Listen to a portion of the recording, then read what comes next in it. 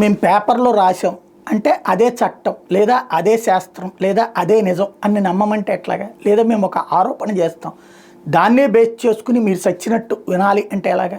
భవిష్యత్తులో ఏమన్నా ఆ విధమైనటువంటి అధికార యంత్రాంగాన్ని ఏమో తయారు చేస్తారని తెలియదు. సజ్జల రామకృష్ణారెడ్డికి వాస్తవంగా బ్రదర్స్ ఉన్నారు, వాళ్ళందరూ ఆస్తులు ఏనాడో పనిచేసుకున్నారు. సజ్జలకి అయితే అటవీ భూముల దగ్గర ఉన్నటువంటి దాంట్లో వాటా ఏం లేదు. ఆయన సిటీలో ఉన్నటువంటి భూముల్ని వాటిని తీసేసుకున్నాడు. అటవీ భూముల్లో కానీ అటవీల దగ్గరలో ఉన్నటువంటి ఊళ్ళల్లో ఉన్నటువంటి భూములు వాళ్ళ సోదరులకు ఉంది.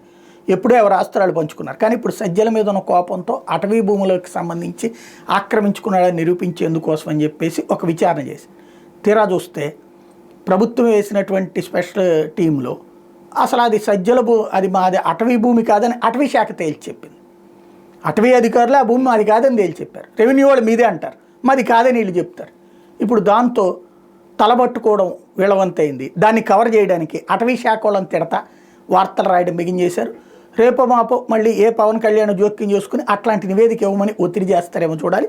ఓవరాల్గా తాజాగా జరుగుతున్నటువంటి ప్రతిదీ కూడా ఎదురు తిరుగుతున్న కొత్త కోణంలోంచి తీసుకొచ్చే ప్రయత్నం. కడప జిల్లాలో అటవీ భూములు మాజీ సీఎం జగన్ హయాంలో ప్రభుత్వ సలహాదారుడిగా పనిచేసిన సజ్జల రామకృష్ణారెడ్డి కుటుంబాలు ఆక్రమించుకున్నాను పదే రెవెన్యూ యంత్రాంగం చెప్తున్నప్పటికీ అవి మావి కాదంటూ అటవీ అధికారులు చెప్తున్న ఇప్పుడు చర్చనీయాంశంగా మారింది. కడప నగర శివారులోని సీకే దిన్న రెవెన్యూ పొలం సర్వే నెంబర్లో 1590 నుంచి 1629 పరిధిలో సజ్జల రామకృష్ణారెడ్డి సోదరుల కుటుంబానికి చెందిన 9 మంది పేరుతో 146.75 ఎకరాలు పట్టా భూమి ఉంది. బినామీ పేర్లతో కలిపి మొత్తం 202 ఎకరాలు వాళ్ళ ఆధీనంలో ఉన్నాయి. కాగా సర్వే నెంబర్ 1629లో అటవీ శాఖ 11,129 ఎకరాల భూములు ఉన్నాయి. ఇవి సజ్జల కుటుంబం భూముల మధ్యలో కూడా ఉన్నాయి.